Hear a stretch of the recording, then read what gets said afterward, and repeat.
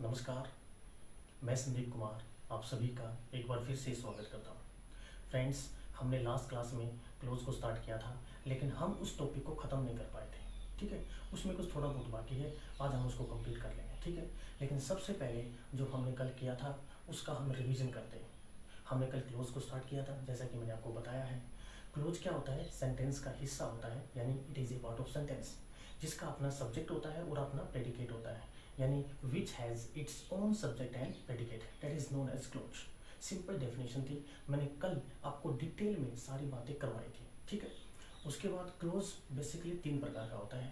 पहला होता है आपका मैन क्लोज, दूसरा होता है आपका कोऑर्डिनेट क्लोज, और तीसरा होता है आपका सबऑर्डिनेट क्लोज। जो मैन क्लोज होता है उसको हम इंडिपेंडेंट क्लोज बोलते हैं, जो कोऑर्डिनेट क्लोज होता है उसको भी हम इंडिपेंडेंट क्लोज बोलते हैं, क्योंकि ये दोनों क्लोज किसी पे डिपेंड नहीं होते। लेकिन जो सबऑर्डिनेट क्लोज होता है वो डिपेंडेंट क्लोज होता है, क्योंकि वो मेन क्लोज पे डिपेंड होकर के नाउन बनता है, एडजेक्टिव बनता है और एडवर्ब बनता है। ठीक है, कल ये तीनों मैंने नहीं करवा पाया था क्योंकि टाइम हो गया था। ठीक है, आज हम ये तीनों खत्म कर लेंगे, फिर ये टॉपिक खत्म हो जाएगा। सबसे पहले मैं कुछ आपको एग्जांपल दूंगा ताकि आपका रिवीजन अच्छे से हो सके। ठीक है, तो प्लीज़ आप भी राइट डाउन कर लेना और मैं भी ये उतार रहा हूँ। ठीक है, for example, if you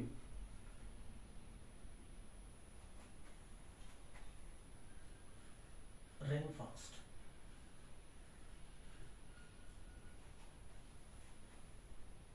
comma, you will catch the train. This is example number first. Second, 10 years have passed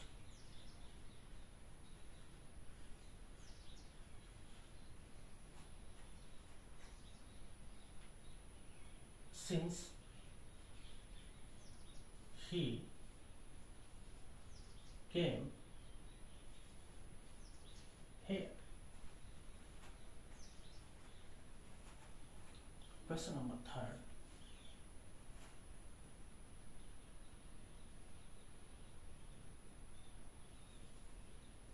it rained a lot,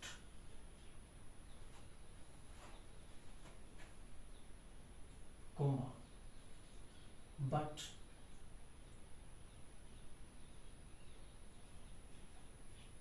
they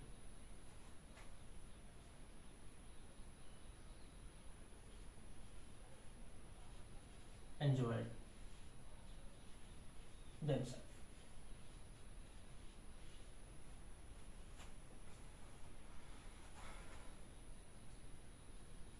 Question number fourth,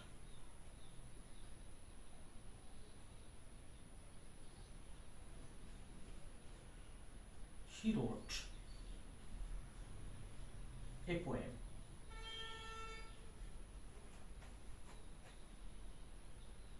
but I, predicate का सेकंड फॉर्म होता है read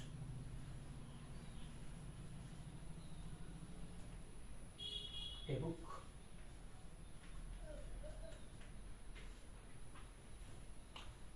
These are the four examples by which I will try to make you understand what is main clause, coordinate clause and subordinate clause. देखो, close को समझाने के लिए sentence की जरूरत पड़ी थी। मैंने कल बताया था क्लोज को समझाने के लिए सेंटेंस की जरूरत पड़ेगी। सेंटेंस बेसिकली दो प्रकार का था, पहला था स्ट्रक्चर पे और दूसरा मीनिंग पे था। स्ट्रक्चर पे तीन होते हैं, simple, compound and complex. Simple sentence वो सेंटेंस होता है जिसमें एक सब्जेक्ट होता है और एक ही प्रेडिकेट होता है, that is known as simple sentence.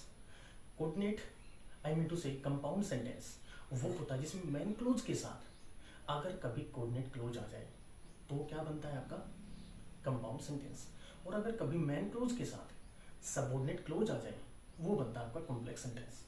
ठीक है जी, अब शुरुआत करते हैं। सबसे पहले आप बनाने की कोशिश करिए, ठीक है ना। दो बातें इन एग्जाम्पल्स के माध्यम से मैं आपको सिखाऊंगा। पहली तो ये कितने क्लोज हैं और कौन कौन से क्लोज हैं। कहने का मतलब मेन क्लोज कौन सा है, कोऑर्डिनेट कौन सा है, सबऑर्डिनेट कौन सा है। अगर हमने क्लोज डिसाइड कर लिए तो सेंटेंस भी डिसाइड कर लेंगे, है ना। क्योंकि जो सेंटेंस है कंपाउंड और कॉम्प्लेक्स वो दोनों किस पे डिपेंड है, क्लोज पे ही तो डिपेंड है। यानी आपको दो चीज़ें फाइंड आउट करनी है। पहले तो आपको ये बताना है कि क्लोज कौन कौन से बने हैं और दूसरा सेंटेंस कौन कौन से बने हैं। ठीक है, तो पहले आप इनको बनाइए, उसके बाद मैं एक एक करके सारे के सारे एग्जाम्पल कराता हूँ। ठीक है, कोशिश करिए एक बार ध्यान रखना, जितने भी कोऑर्डिनेट कंजक्शन होते हैं कौन से होंगे, फेनबॉइड्स। जब वो सेंटेंस में आते हैं तो उनके पहले आपको कोमा का इस्तेमाल करना पड़ता है। ठीक है, जितने भी कोऑर्डिनेट कंजक्शन आते हैं तो आपको क्या लगाना पड़ता है, इससे पहले कोमा। लेकिन अगर कभी सबऑर्डिनेट कंजक्शन आया हो और वो सेंटेंस की शुरुआत में हो तो दूसरा क्लोज लिखने से पहले हम कोमा से उसको सेपरेट करते हैं।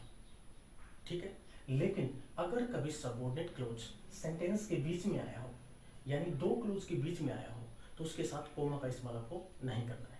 दोबारा बताते हैं, कोमा का इस्तेमाल करना है किसके साथ करना है, कोऑर्डिनेट कंजक्शन के पहले। जब भी किसी भी सेंटेंस में कोऑर्डिनेट कंजक्शन आए उससे पहले आपको कोमा का इस्तेमाल करना है। सबऑर्डिनेट के साथ भी कोमा का इस्तेमाल करते हैं, लेकिन किस केस में करेंगे, जब सबऑर्डिनेट कंजक्शन का इस्तेमाल सेंटेंस की शुरुआत में करेंगे तो दूसरे क्लोज शुरू करने से पहले हम कोमा से उसको सेपरेट करेंगे। लेकिन अगर कभी सबऑर्डिनेट कंजक्शन क्लोज के पहले आया हो, यानी दो क्लोज के बीच में आया हो, तो फिर हम क्या करेंगे, उस कंजक्शन के साथ किसी भी कोमा का इस्तेमाल नहीं करेंगे, यानी हम कोमा का इस्तेमाल नहीं करेंगे। Got it? ठीक है, I hope you are getting my point. अब स्टार्ट करते हैं, आपने बना लिए होंगे, अब मेरी बारी, सुनो सारे। ये बेटा सब्जेक्ट है, यहां से लेकर यहां तक ये पूरा का पूरा क्या बनेगा, प्रेडिकेट। और एक सब्जेक्ट एक प्रेडिकेट मिलकर क्या बनाएगा, क्लोज। ये भी सब्जेक्ट है आपका और ये यहां तक क्या बनेगा आपका, प्रेडिकेट, और ये क्या बनेगा आपका, क्लोज। अब एक ऐसा क्लोज जो बिना कंजक्शन का होता है वो तो होगा हमेशा मेन क्लोज होगा।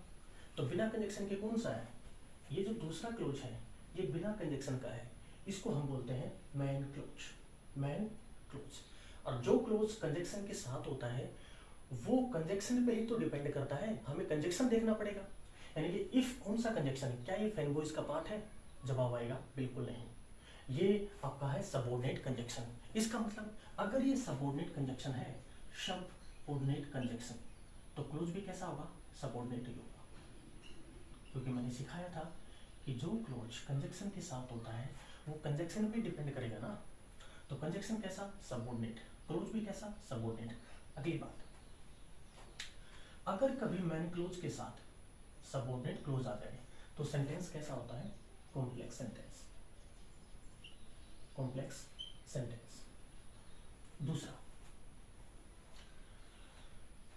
ये सब्जेक्ट ये प्रेडिकेट मिलकर क्लोज बनाएगा,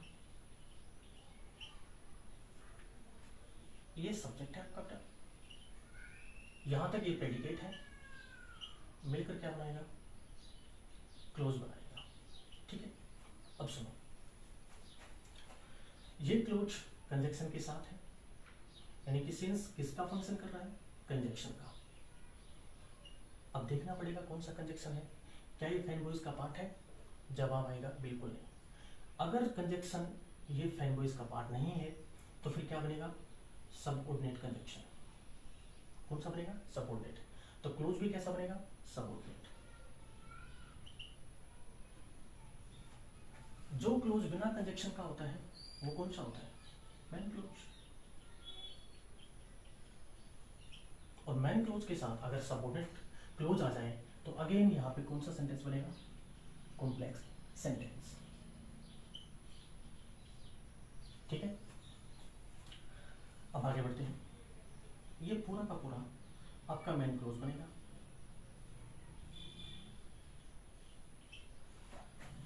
बट आपका कोऑर्डिनेट कंजक्शन होता है, क्योंकि फैन बॉयज का पार्ट है। अगर ये कोऑर्डिनेट कंजक्शन है तो कौन सा क्लोज बनेगा? Coordinate close. कोऑर्डिनेट क्लोज, ठीक है। मेन क्लोज के साथ अगर कोऑर्डिनेट क्लोज आया हो तो सेंटेंस कहलाता है कंपाउंड सेंटेंस। कंपाउंड सेंटेंस, ठीक है। और लास्ट का है, ये आपका मेन क्लोज बनेगा, main close. And this is, ये बट है, बट कौन सा है? कोऑर्डिनेट कंजक्शन है, तो ये कौन सा बनेगा? Coordinate close. Coordinate close. और अभी बताया है मेन क्लोज के साथ अगर कोऑर्डिनेट क्लोज आएगा तो हमेशा क्या कहलाता है वो? Compound sentence. कंपाउंड सेंटेंस, ठीक है। एक दो बात और समझा देता हूँ। जो कोऑर्डिनेट कंजक्शन होता है यानी फैन बॉयज, जो भी कोऑर्डिनेट कंजक्शन होता है यानी फैन बॉयज, अगर वो सेंटेंस में आएंगे तो वो दो क्लोज के बीच में ही आएंगे, दो क्लोज के बीच में हमेशा, ठीक। और उससे पहले क्या लगाना पड़ेगा? कोमा। कहने का मतलब वो सेंटेंस के शुरुआत में नहीं आ सकते, ठीक है। लेकिन जितने भी सबऑर्डिनेट कंजक्शन होते हैं उनका इस्तेमाल दो क्लोज के बीच में भी कर सकते हैं और क्लोज या सेंटेंस के शुरुआत में भी कर सकते हैं, ठीक है जी। अगर वो सेंटेंस के बीच में आएंगे तो कोमा का इस्तेमाल नहीं करेंगे, और अगर वो सेंटेंस के शुरुआत में आए तो दूसरे क्लोज से पहले हमें क्या लगाना पड़ेगा? कोमा, ठीक है। उम्मीद करता हूँ कि आपको ये सारी बातें समझ में आएगी, ठीक है। अब आगे बढ़ते हैं। अब मैं आपको समझाता हूँ कि नाउन क्लोज क्या होता है, एडजेक्टिव क्लोज क्या होता है और एडवर्ब क्लोज क्या होता है। हेडिंग डालो, नाउन क्लोज।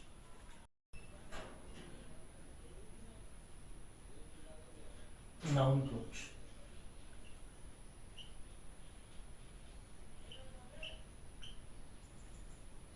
दूसरा होता है एडजेक्टिव क्लोज और तीसरा होता है एडवर्ब क्लोज। इनको समझने से पहले आपको नाउन को समझना पड़ेगा, एडजेक्टिव को समझना पड़ेगा और एडवर्ब को समझना पड़ेगा। समझने का मतलब ये है कि इनके फंक्शन क्या होते हैं। अगर एक बार इनके अगर आप फंक्शन समझ गए ना तो नाउन क्लोज और एडजेक्टिव क्लोज और एडवर्ब क्लोज आप आसानी से बना सकते हैं, ठीक है। तो सबसे पहले बेसिक कराता हूँ नाउन का, एडजेक्टिव का और एडवर्ब का। देखो,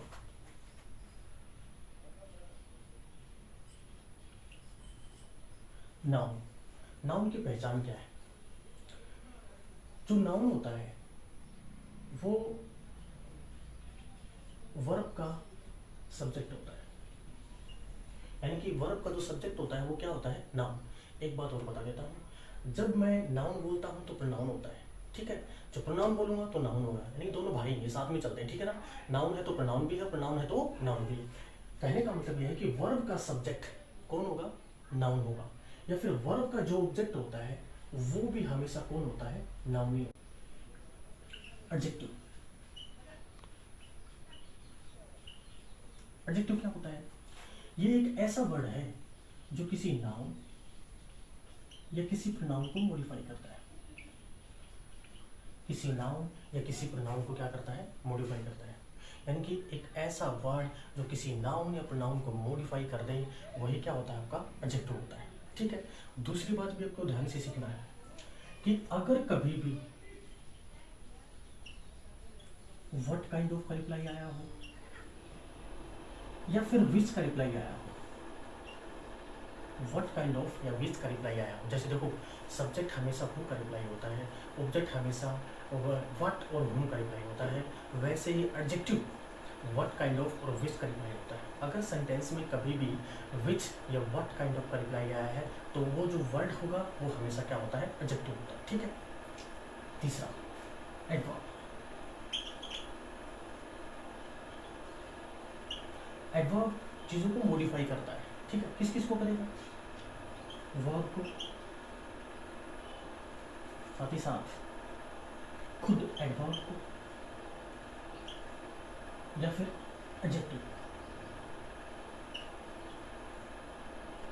एक ऐसा वर्ड जो किसी वर्ब को मॉडिफाई कर दे, किसी एडवर्ब को मॉडिफाई कर दे या एडजेक्टिव को मॉडिफाई कर दे, वही वर्ड आपका क्या कहलाता है? एडवर्ब कहलाता है। या फिर जो एडवर्ब होता है वो वहन का, वाही का, हाउ का और वेहर का रिप्लाई होता है।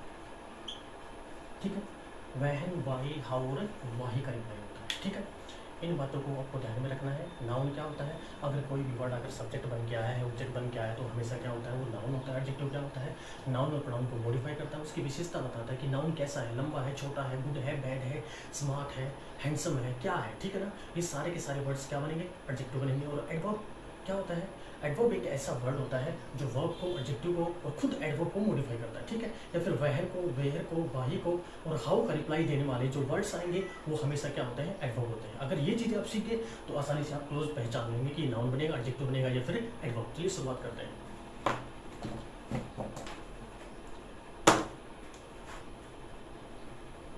Question number first, the teacher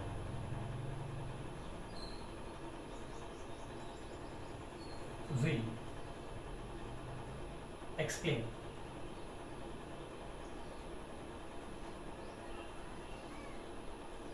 देखो,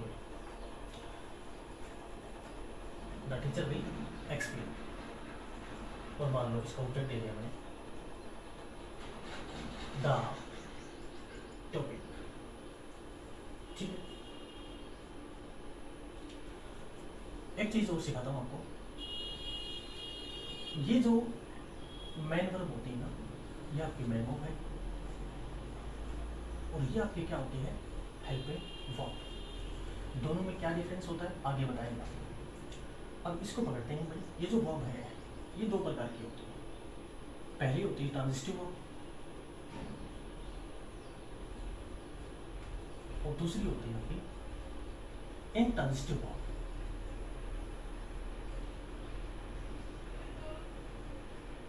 इंट्रांजिटिव वर्ब, ठीक है। ट्रांजिटिव वर्ब वो वर्ब्स होती हैं जिसके डायरेक्ट बाद आपको क्या मिलेगा, ऑब्जेक्ट मिलता है। और जो ऑब्जेक्ट होता है वो आपको पता है नाउन होता है। और जो नाउन होता है वो किसका रिप्लाई होता है, व्हाट का या होम का। या फिर ये मान लो जो ऑब्जेक्ट होता है वो किसका रिप्लाई होता है, व्हाट या होम का। ठीक है, कल ही करवाया था मैं आपको। इंट्रांजिटिव वर्ब के बाद क्या नहीं आता है, ऑब्जेक्ट नहीं आता है। एक बार दोबारा करते हैं। वर्ब दो प्रकार के होते हैं, पहली होती है ट्रांजिटिव वर्ब, दूसरी होती है इंट्रांजिटिव वर्ब। इंट्रांजिटिव वर्ब, जो ट्रांजिटिव वर्ब होती है उसके डायरेक्ट बाद हमेशा ऑब्जेक्ट आता है। ठीक है, जो ऑब्जेक्ट होता है वो नाउन होता है, आपको पता है। और जो भी ऑब्जेक्ट होता है वो व्हाट या होम का रिप्लाई होता है। यानी कि ट्रांजिटिव वर्ब अगर कोई होगी उसके बाद ऑब्जेक्ट आएगा और वो व्हाट या होम का रिप्लाई देगा। कुल मिला के बात यह है कि अगर आपके सामने कोई वर्ब आई हो तो आपको देखना पड़ेगा क्या उसके नीचे लगा करके व्हाट और होम का रिप्लाई हमने लिया, क्या व्हाट और होम का रिप्लाई लिया तो कोई लॉजिकल ऑब्जेक्ट बन रहा है या नहीं बन रहा। अगर बन रहा है लॉजिकल ऑब्जेक्ट तो फिर वो ट्रांजिटिव वर्ब है, लेकिन अगर नहीं बनेगा तो वो क्या बन जाएगी, इंट्रांजिटिव वर्ब, और उसके बाद क्या नहीं आएगा, ऑब्जेक्ट नहीं आएगा। ठीक है जी, शुरुआत करते हैं। देखो, the teacher will explain, teacher explain करेगा। अब पूछेंगे भाई व्हाट विल एक्सप्लेन, है ना। जितने भी रिप्लाई होते हैं ना वो वर्ब के नीचे लगा के लिए जाते हैं। जैसे सब्जेक्ट होम का रिप्लाई है तो वर्ब के नीचे लगाना है। ठीक है, ऑब्जेक्ट होम का रिप्लाई होता है, व्हाट का रिप्लाई होता है तो वर्ब के नीचे लगाना है। समझ पा रहे हैं सारे के सारे, ठीक है। The teacher will explain, reply क्या है, रिप्लाई लिया हमने किससे, व्हाट से। तो क्या एक्सप्लेन करेगा, टॉपिक को एक्सप्लेन करेगा, कोई क्वेरी है, कोई क्वेश्चन है, किसी न किसी चीज को तो एक्सप्लेन करेगा। तो व्हाट का रिप्लाई क्या आया, द टॉपिक। तो द टॉपिक जो है व्हाट का रिप्लाई है, और व्हाट का रिप्लाई हमेशा क्या होता है, ऑब्जेक्ट। इसका मतलब ये जो द टॉपिक है बेटा वो किसका फंक्शन कर रहा है, ऑब्जेक्ट का फंक्शन कर रहा है। Got it. इसका मतलब क्या हुआ, ये जो मेन वर्ब है ना ये कैसी वर्ब है, ट्रांजिटिव वर्ब है, न कि इंट्रांजिटिव वर्ब। अगली बात, एक्सप्लेन एक ट्रांजिटिव वर्ब थी, इसके बाद पक्का क्या आएगा, ऑब्जेक्ट आएगा, जो मैंने लिख दिया था टॉपिक। तो ऐसा भी तो हो सकता है टॉपिक नया करके कोई मोहन हो, सोहन हो, पेन, कॉपी, पेंसिल, ये सारे के सारे नाउन होते हैं, कोई भी आ सकता है। लेकिन ऐसा भी तो हो सकता है कि ये नया करके कोई क्लोज आ जाए, क्या आ जाए, क्लोज। लेकिन ये जो पोजीशन है ये तो ऑब्जेक्ट की होगी, चाहे कुछ भी लिख दो, चाहे क्लोज लिख दो, फ्रेज लिख दो, कुछ भी लिख दो, लेकिन ये पोजीशन तो अल्टीमेटली किसकी है? ऑब्जेक्ट की है। तो मान लो मैंने द टॉपिक हटा करके मैंने लिख दिया the teacher will explain what you want, the teacher will explain what, what का मतलब यहाँ पे क्या है? क्या। व्हाट यू वांट, यहाँ पे जो व्हाट का मतलब है जो, एक बार बता देता हूँ, अगर कभी आप रिप्लाई लेते हैं व्हाट से तो मतलब होता है क्या, लेकिन अगर आप WH फैमिली के किसी वर्ड का इस्तेमाल दो क्लोज के बीच में करते हैं तो उनका मीनिंग बदल जाता है। व्हाट का मतलब या हु का मतलब या हुम का मतलब वहन वेहर वाही, उनका मीनिंग बदल जाएगा। नॉर्मली क्या होता है, जो जिसे जिसको इस तरह का मीनिंग वो देते हैं, ठीक है जी। The teacher will explain what, reply क्या आया? What you want. मैंने समझाया था ये ट्रांजिटिव वर्ब है, कुछ भी लिख दियो वो आपको क्या कहलाएगा? ऑब्जेक्ट कहलाएगा, ठीक है। और ऑब्जेक्ट हमेशा क्या होता है? नाउन होता है। लिख दिया मैंने नाउन। इतना समझ में आएगा सबको? I hope you are getting my point. अब अगली बात ये है कि भाई ये नाउन पक्का है, ठीक है। अब ये सब्जेक्ट है और ये प्रेडिकेट है, तो मिलकर क्या बना दिया? क्लोज बना दिया। तो इसका मतलब क्या बन गया? Noun close. थोड़ा सा टिपिकल तो होगा लेकिन सीखना तो पड़ेगा हमें, ठीक है। इससे आसान तरीका कुछ भी नहीं हो सकता। मैंने सब कुछ बताया आपको कि नाउन क्या होता है, उसकी पहचान क्या होती है, उसकी पोजीशन क्या होती है। उसके बाद मैंने ये तक भी बताया कि ट्रांजिटिव वर्ब क्या है, ट्रांजिटिव वर्ब क्या है। ट्रांजिटिव वर्ब के बाद हमेशा ऑब्जेक्ट आता है जो हमेशा किसका रिप्लाई होता है? व्हाट या हुम का। फिर मैंने यहाँ पे टॉपिक लिखा ताकि आपको पता चले कि वो ऑब्जेक्ट बनेगा, और उसको मिटा करके मैंने क्या लिख दिया? एक क्लोज लिख दिया, और वो क्लोज भी तो उसी का फंक्शन करेगा। किसका फंक्शन करेगा? ऑब्जेक्ट का। और अगर वो ऑब्जेक्ट का फंक्शन करेगा तो इट विल बिकम नाउन। और पहले से क्या है? सब्जेक्ट और प्रेडिकेट, जो मिलकर क्या बना देगा? क्लोज। तो क्या बनेगा? नाउन है क्लोज। अब इसकी डेफिनेशन क्या लिख सकते हैं हम नाउन क्लोज? जो नाउन क्लोज होता है ना, नाउन क्लोज, वो मैन क्लोज में लिखी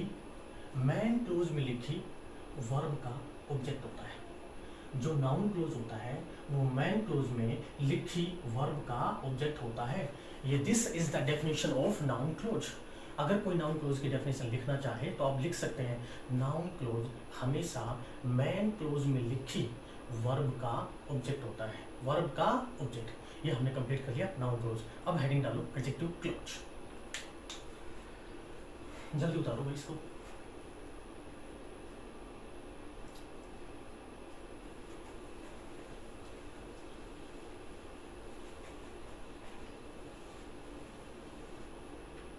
second,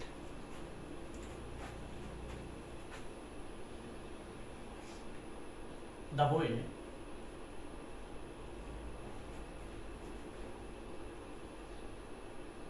will help the man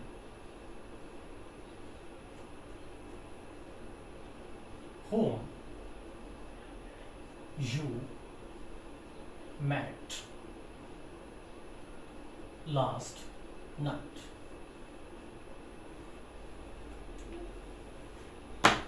adjective क्या होता है? एडजेक्टिव क्या ऐसा वर्ड होता है जो नाउन या प्रोनाउन की विशेषता बताता है, या फिर व्हाट काइंड ऑफ, या फिर इसका रिप्लाई हमेशा क्या होता है? एडजेक्टिव होता है। चलिए इसको समझते हैं, ठीक। देखो, द बॉय सब्जेक्ट है, पूरा का पूरा यहाँ तक प्रेडिकेट बनेगा बेटा, और प्रेडिकेट में क्या क्या है? ये हेल्पिंग वर्ब है, ये इसके क्या है? मेन वर्ब है, और ये मेन वर्ब का क्या है? ऑब्जेक्ट है।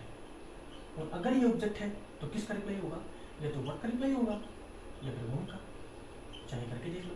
दे द बॉय विल हेल्प, किसने पूछा? हुम हेल्प, किसकी मदद करेगा? रिप्लाई क्या है? The man. हुम का रिप्लाई था, ऑब्जेक्ट बनेगा। ऑब्जेक्ट क्या होता है? हमेशा नाउन और प्रोनाउन। मैंने लिख दिया नाउन, ठीक है। अब आगे क्या लिखा हुआ है? ये सब्जेक्ट है, यहाँ तक पूरा का पूरा प्रेडिकेट है, मिलकर क्या बना दिया? क्लोज, ठीक है। अब ये क्लोज देखना पड़ेगा कौन सा है। पहली बात तो ये है कि ये जो कंजक्शन है डब्ल्यूएच फैमिली का पार्ट, ये फैनबॉयज का तो पार्ट है। कौन सा कंजक्शन है? Subordinate conjunction. इसका मतलब क्लोज कौन सा बनेगा? सबऑर्डिनेट क्लोज बनेगा। और सबऑर्डिनेट क्लोज कितने प्रकार का होता है? 3 प्रकार का होता है, नाउन, एडजेक्टिव और एडवर्ब। नाउन मैंने करा दिया है। अब आगे बढ़ते हैं, देखते हैं ये एडजेक्टिव है या फिर एडवर्ब। अब सुनो भाई सारे, the boy will help the man, the boy will help the man. फिर पूछा विच मैन, अरे कौन सा आदमी, आदमी तो बहुत सारे हैं, है ना, बहुत सारे हैं। अब किसी ने पूछा विच मैन, अरे कौन सा आदमी, और विच मैन का रिप्लाई क्या आया, whom you met last night, जिससे आप कल मिले थे। अब ये पूरा का पूरा क्लोज किसको मॉडिफाई कर रहा है, मैन को। मैन क्या था आपका, नाउन, और अभी सिखाया था जो वर्ड नाउन को मॉडिफाई करेगा, प्रोनाउन को मॉडिफाई करेगा, that will become an adjective. इसका मतलब ये कौन सा क्लोज बन गया आपका, एडजेक्टिव क्लोज बन गया। ठीक है, बहुत आसान है, बिल्कुल सिंपल है। ठीक है, एक बार दोबारा बताते हैं एडजेक्टिव क्लोज की डेफिनेशन क्या लिखनी है आपको। एडजेक्टिव क्लोज मैन क्लोज में लिखी वर्ब के ऑब्जेक्ट को मॉडिफाई करता है। एडजेक्टिव क्लोज मैन क्लोज में लिखे नाउन को मॉडिफाई करता है, ऐसे लिख सकते हैं। यानी एडजेक्टिव क्लोज जो होता है मैन क्लोज में लिखे नाउन को मॉडिफाई करता है, और जो नाउन या प्रोनाउन को मॉडिफाई करता है वो हमेशा क्या कहलाता है, एडजेक्टिव कहलाता है। हमने 2 कदम कर लिए। ठीक है, तीसरा,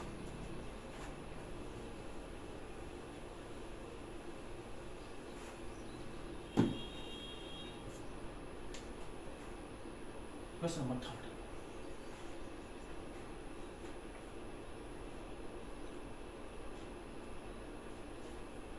जैसे I shall help you,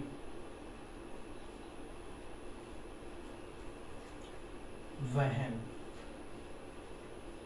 you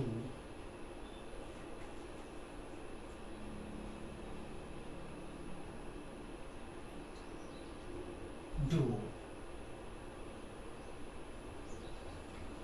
this one। पहले वर्ब को समझते हैं। वर्ब एक ऐसा वर्ड होता है जो चीज़ों को मॉडिफाई करता है। किसको करेगा, वर्ब को करेगा, वर्ब को करेगा, एडजेक्टिव को करेगा, एडवर्ब को करता है। ठीक है, अब स्टार्ट करते हैं। यहाँ तक पूरा क्लोज है, मेन क्लोज है, ये भी पूरा क्लोज है। ये क्लोज इस पर डिपेंड करेगा कंजक्शन पे। कंजक्शन कौन सा है, कैन का पार्ट तो है नहीं, इसका मतलब कौन सा कंजक्शन है, सबऑर्डिनेट कंजक्शन है। तो क्लोज कौन सा बनेगा, सबऑर्डिनेट क्लोज बनेगा। ठीक है, कौन सा क्लोज बनेगा, सबऑर्डिनेट क्लोज। और सबऑर्डिनेट क्लोज कितने प्रकार का, 3, नाउन, एडजेक्टिव और एडवर्ब। अब सुनो, अब देखते हैं कौन सा नाउन है, एडजेक्टिव या एडवर्ब है। देखो, आई शैल हेल्प यू, मतलब तो करेगा, लेकिन इसने पूछा कब करेगा, वहन। और वहन का जब भी रिप्लाई लोगे वो हमेशा आपको टाइम बताएगा, और वो हमेशा क्या कहलाता है, एडवर्ब कहलाता है। वहन का रिप्लाई जब भी आएगा वो टाइम बताएगा, और वो क्या बनता है आपका, एडवर्ब। इसका मतलब ये जो क्लोज है वो आपका कौन सा बन गया, एडवर्ब। ठीक है, इसके डेफिनेशन मैं आपको लिखाता हूँ। एडवर्ब क्लोज मैन क्लोज में लिखी वर्ब को मॉडिफाई करता है। एडवर्ब क्लोज मैन क्लोज में लिखी वर्ब को मॉडिफाई करता है। एक बार दोबारा सारे के सारे नाउन क्लोज, एडजेक्टिव क्लोज और एडवर्ब क्लोज को रिवाइज करते हैं। ठीक है, देखो, नाउन क्लोज, एडजेक्टिव क्लोज और एडवर्ब क्लोज को बढ़ाने के लिए सबऑर्डिनेट क्लोज का होना बिल्कुल जरूरी होता है। ठीक है, नाउन क्लोज, एडजेक्टिव क्लोज और एडवर्ब क्लोज को बढ़ाने के लिए सबऑर्डिनेट क्लोज का होना बिल्कुल क्या होता है, जरूरी होता है। अगर सबऑर्डिनेट क्लोज है तो ही तो नाउन क्लोज बनेगा, तो ही तो एडजेक्टिव बनेगा, और तो ही तो एडवर्ब बनेगा। अगर कभी नाउन क्लोज आया है तो वो मैन क्लोज में लिखी वर्ब का ऑब्जेक्ट होता है, और अगर कभी एडजेक्टिव क्लोज आया है वो मैन क्लोज में लिखे नाउन को मॉडिफाई करता है, और अगर कभी एडवर्ब क्लोज आया है वो मैन क्लोज में लिखी वर्ब को मॉडिफाई करता है। ठीक है, और अगली बात, अगर ये सबऑर्डिनेट क्लोज है, ये भी सबऑर्डिनेट क्लोज है, और ये भी सबऑर्डिनेट क्लोज है, इसका मतलब तीनों सेंटेंस बनेंगे कॉम्प्लेक्स सेंटेंस। कॉम्प्लेक्स सेंटेंस, ये भी कौन सा है, कॉम्प्लेक्स सेंटेंस, ये भी कौन सा आपका कॉम्प्लेक्स सेंटेंस। और ये मैंने खत्म कर दिया। अब आपको कुछ एग्जांपल दूंगा ताकि आपका रिवीजन हो सके, ठीक है, प्रैक्टिस हो सके। ठीक है, एक बार आप उतार लीजिए।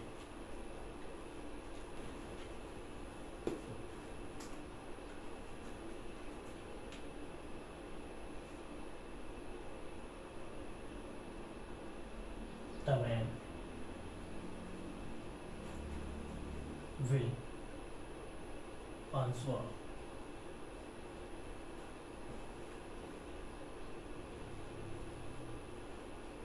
what you ask the main था to him. Second,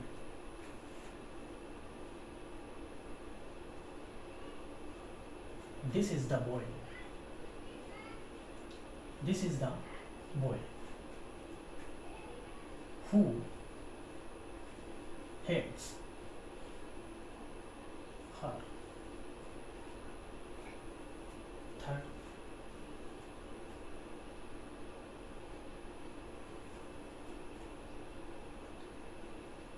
he will meet you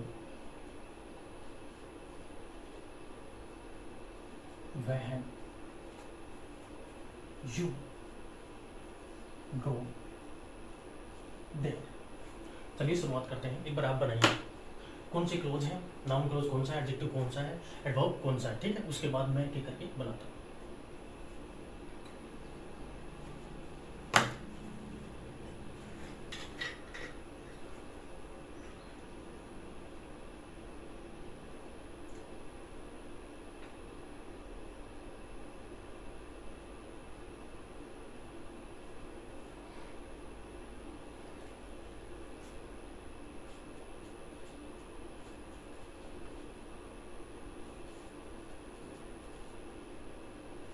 चलिए शुरुआत करते हैं।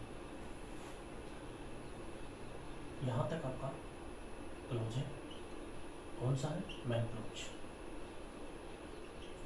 ये आपका कंजक्शन डब्ल्यूज फैमिली का कौन सा कंजक्शन है, सबऑर्डिनेट कंजक्शन। अगर ये सबऑर्डिनेट कंजक्शन है तो बनेगा सबऑर्डिनेट क्लोज,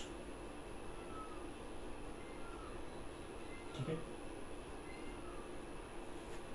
ये भी सबऑर्डिनेट क्लोज है,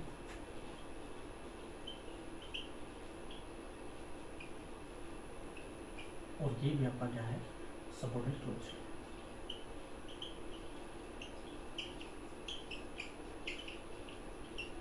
और सबऑर्डिनेट क्लोज तीन प्रकार का होता है, नाउन, एडजेक्टिव और एडवर्ब। देखो, द मैन विल आंसर, किसी ने पूछा व्हाट, क्या आंसर करेगा, व्हाट। और व्हाट का रिप्लाई हमेशा क्या आता है बेटा, ऑब्जेक्ट आता है। ऑब्जेक्ट हमेशा क्या होता है, नाउन। अब जो भी रिप्लाई आएगा, ठीक है, वो हमेशा क्या बनेगा, ऑब्जेक्ट ही तो बनेगा। इसका मतलब ये जो सबऑर्डिनेट क्लोज है ये ऑब्जेक्ट बनेगा, और अगर ऑब्जेक्ट है तो वो नाउन कहलाता है। क्लोज पहले से ही था तो क्या बोला, नाउन क्लोज। नाउन क्लोज क्या बताया था, नाउन क्लोज मैन क्लोज में लिखी वर्ब का ऑब्जेक्ट होता है, वर्ब का ऑब्जेक्ट होता है, ठीक है। दिस इज द गर्ल या फिर दिस इज द बॉय। किसी ने पूछा विच बॉय, कौन सा लड़के की बात कर रहे हैं आप, या फिर व्हाट काइंड ऑफ बॉय, है ना। और विच का रिप्लाई अगर आया है तो हमेशा एडजेक्टिव होता है। रिप्लाई क्या आया, हु हेट्स हर। इसका मतलब ये कौन सा बना, adjective close.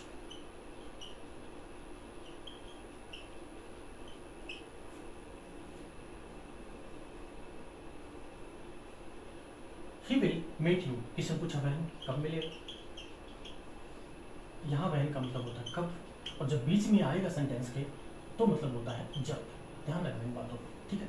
He will meet you, किसने पूछा वहन, रिप्लाई आया, और वहन का रिप्लाई जब भी आएगा हमेशा एडवर्ब कहलाता है। इसका मतलब ये जो क्लोज है वो कौन सा बना है, एडवर्ब बना है, एडवर्ब क्लोज। और ये टॉपिक मैंने अच्छे तरीके से खत्म करा दिया। क्लोज क्या होते हैं, कितने प्रकार के होते हैं, सारी चीज़ें मैंने इसमें करवा दी हैं, क्योंकि मैंने आपसे वादा किया था कि हर टॉपिक छोटा हो चाहे बड़ा हो पूरा डिटेल में आपको सिखाऊंगा। जितनी जरूरत होती है उससे ज़्यादा मैं सिखाऊंगा आपको, ठीक है। कहता हूँ इससे ज़्यादा सिलेबस आपको करने की कोई ज़रूरत नहीं, चाहे एसएससी का एग्जाम हो, चाहे बैंकिंग का हो, चाहे स्टेट लेवल का कोई एग्जाम, कोई भी एग्जाम हो, ठीक है। ये बहुत इंपॉर्टेंट आपको करवा रहा हूँ, आपको कोई नहीं कराएगा, ठीक है, ये भी मेरी गारंटी है। तो फिलहाल आज के लिए इतना ही, बाकी हम मिलते हैं नेक्स्ट वीडियो में, ठीक है। और अगर आपको ये वीडियो पसंद आया हो तो इसको लाइक करें, शेयर करें एंड सब्सक्राइब करें। और अगर आपकी कोई सजेशन है, कोई राय है, कोई एडवाइस है तो प्लीज़ ज़रूर भेजें मुझे, ठीक है। I will definitely follow them. और तब तक आप रिवीजन करते रहिए, keep working hard, take care, good bye.